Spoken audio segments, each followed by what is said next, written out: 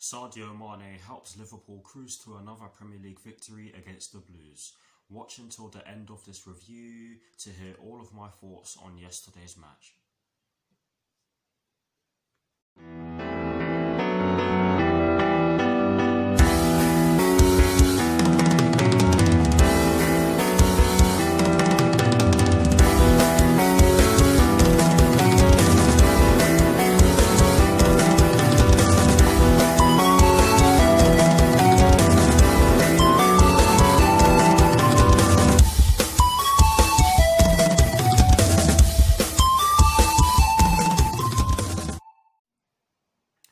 Hello people, welcome to my channel, welcome to another video. This is my review of the game which took place yesterday evening at Stamford Bridge in the Premier League between Chelsea and Liverpool, which Chelsea ended up losing by 2-0. So what I'm going to do for you guys in terms of this review is that firstly, I will be giving you guys the lineup that Frank Lampard fielded at the start of the match. I'll then be giving you guys my thoughts on the match itself. And as always, I will be giving you guys the positives and the negatives in which I took from the match. And lastly, I'll be giving you guys my thoughts on Chelsea's upcoming EFL Cup third round fixture or Carabao Cup third round fixture, which will be taking place on Wednesday at Stamford Bridge against Barnsley with kickoff at 7:45 PM UK time. So without further ado, let's get straight into this review.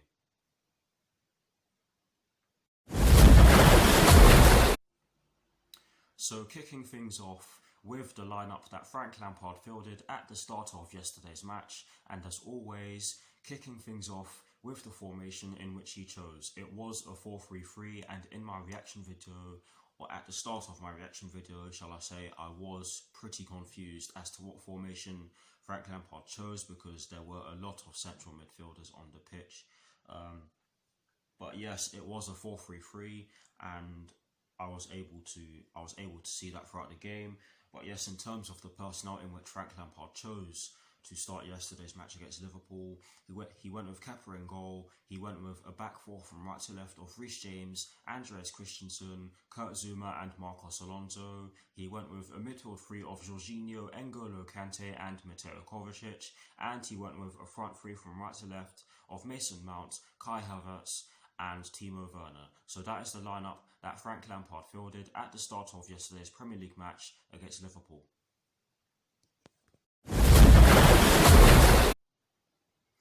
Now for my thoughts on the match itself, and as always, starting off with the first half. I felt as though both sides made a decent start to the match. Yes, Liverpool were doing a lot more attacking than we were. We were camping in our own defensive third and doing our best to stop them from getting through, which I felt as though we did to a T, in my opinion. There really wasn't a lot in which I picked up from the first half because not a lot happened in terms of chance creation, especially from us, because Liverpool did create far more chances than us, but I don't think many of them were clear-cut. But as for us, I don't think we created any clear-cut chances in the first half. But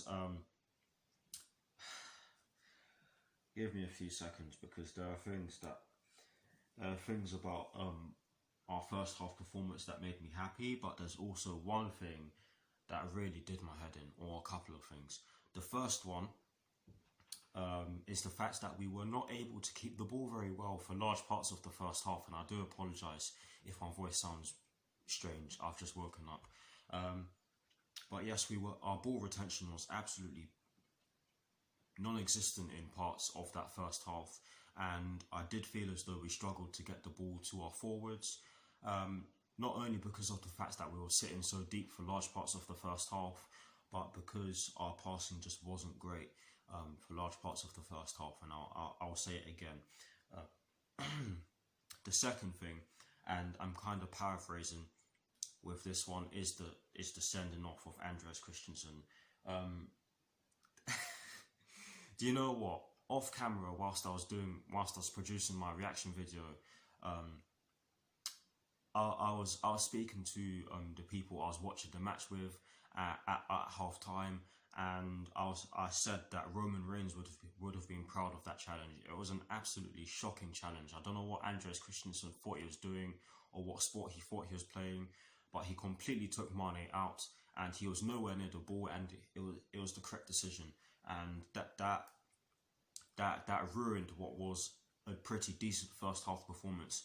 Yes, albeit with little chances, clear-cut chances that is created from us. I think the best chance we created came through Timo Werner, who did receive the ball, and I think he was over the top, but he received the ball and he drove towards the goal, and he fired the ball towards goal with his left foot, and it just went wide of the post. That was our best chance of the first half, and to be honest, probably our best chance of the game. I lie, but I'll get onto that in a second. But yes, a decent first half performance in my opinion. Yes, overall it was fairly even, although you cannot deny that Liverpool had far more chances than we did. And the sending off was just... I can't even find the words. It was just a ridiculous lapse of judgment from Andreas Christensen, and he will be suspended for the next 3 games. But honestly, like I've said, it was a decent first half performance. It was just, yeah, that sending off really changed things, didn't it? But yes, now for my thoughts on the second half. Wow.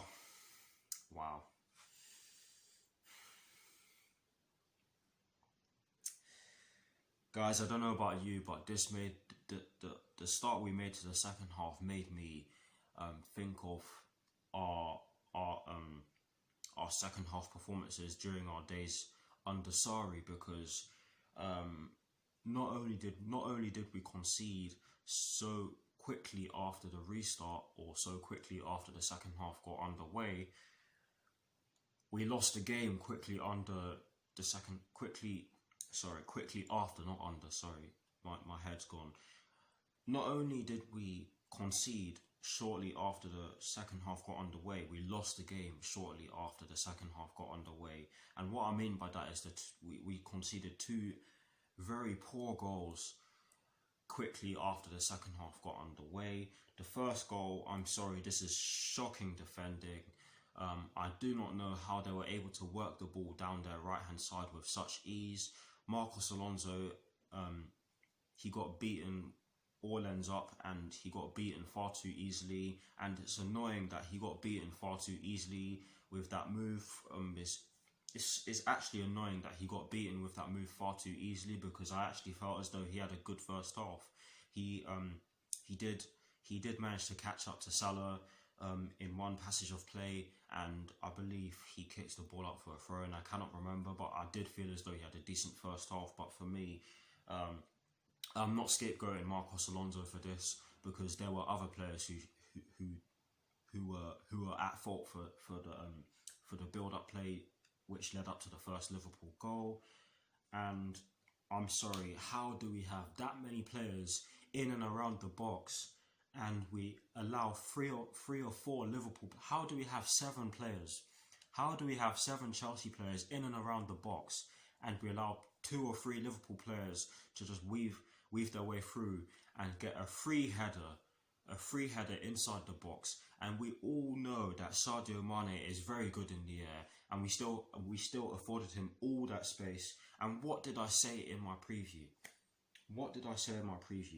We cannot. Yes, I know. I said that we cannot allow their fullbacks to have all sorts of space. But guys, it goes without saying that we should not give their front three any amount of space or any time on the ball, because what happened yesterday will happen, and that is exactly why it happened. Sadio Mane just ate that up. He ate that chance up, and Kepa had no chance with that header. I'm not going to blame him for that. But the second goal, which came 4 minutes after the first, wow. In my reaction video, I did say that Kepa was at fault, which he was.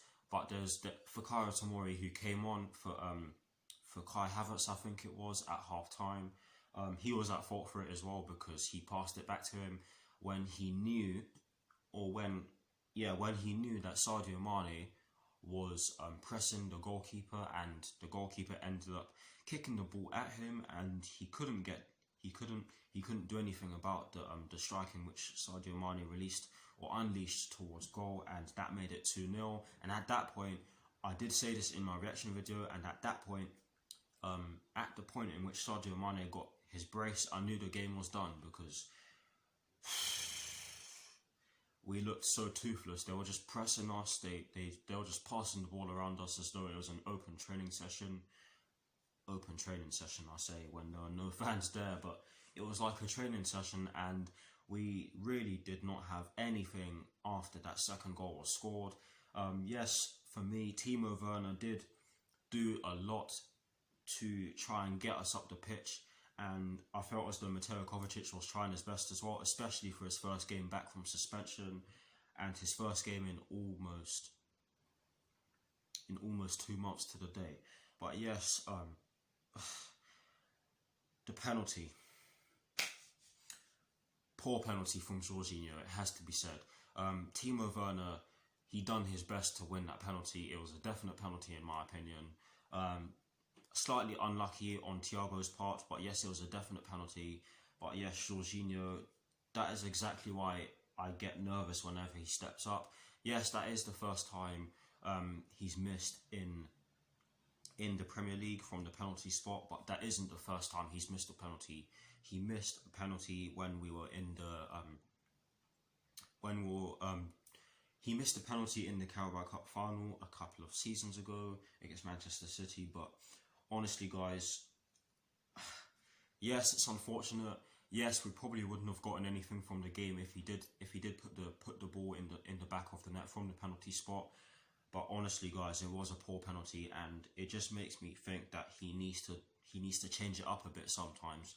But yes, overall, it's a funny one, because I felt as though we were good in the first half, but absolutely embarrassing in the second half. And I know some of the players are going to take time to adjust. I'm talking about Kai Havertz, Timo Werner. I actually thought Timo Werner had a decent game, but to the players who have been in this team for a while now, absolutely shocking. And in terms of the positives and the negatives in which I took from yesterday's match, starting off with the positives, and yes, I really did struggle to find a positive from yesterday's match, but the only positive in which I took from yesterday's match is the fact that N'Golo Kante and Timo Werner were working their socks off. N'Golo Kante, who was playing as a number 8, which I do not think is his best position. I think he's better either in a 2 or as a number 6. But yes, I felt he did his best in the position he was playing in. He was making so many tackles. He was driving with the ball, and he was trying his best to get us up the pitch. And I will say that Mateo Kovacic was doing the same, but N'Golo Kante played the whole game, so yeah, it's only right that I mention him. And Mateo Kovacic also, I will say that he did his best with the fact that I can't even speak. I will say that he did his best in his first game back after the lengthy suspension.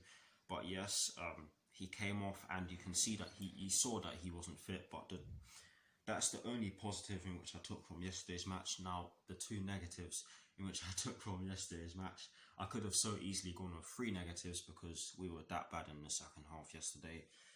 The first negative in which I took from yesterday's match is the fact that several players did not turn up. And I'm just going to leave that one there because I've already elaborated on this. And I'm just going to move on to my second negative, which is the fact that we were simply outdone and we couldn't do anything about it. We looked inept. That's the best word I can think of right now. We looked inept in that second half. And I don't think that the sending off would have changed that, because Liverpool, they were opening us up in the first half as well. But I do think that we were resolute for most of the first half. But honestly, we were outdone, and you have to give Liverpool credit for that. As for us, we can only push on from here and learn from this, and I really do hope that we learn, because at the end of my reaction video, I did mention one of our previous Premier League games against Liverpool, which took place at Stamford Bridge. I mentioned our game at Stamford Bridge last season, where we lost by 2-1, where I actually thought we gave them a game. But Of course, we lost, like I've just said, but honestly, fair play to Liverpool. They definitely deserved to win. They were by far the better team in the end. But yes, that is it for my thoughts on yesterday's match. Please do let me know what your thoughts on the match are in the comment section below. And as always, guys, I will do my very best to respond. Now, to conclude this review, I'm going to give you guys my thoughts on Chelsea's upcoming Carabao Cup third round fixture, which will be taking place this Wednesday at Stamford Bridge against Barnsley, with kickoff at 7:45 PM UK time.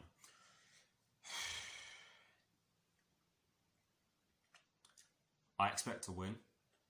I expect us to be hungry. I expect us to want to respond to the defeat yesterday afternoon or evening, whichever one you guys want to go with. I don't really care right now. I expect us to do everything we can to get into the fourth round of the Carabao Cup.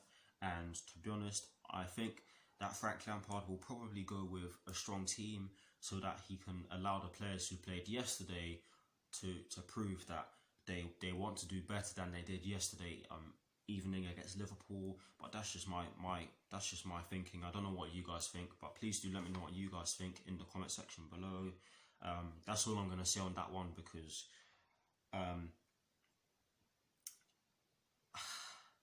that's all I'm going to say on that one, because I was very angry yesterday evening. But yes, that is it for this review. I hope you all enjoyed it. Please do like, comment and subscribe to my channel if you're new, and I will see you all very soon for some more videos. Come on, you Blues. Come on, Frank Lampard, and peace.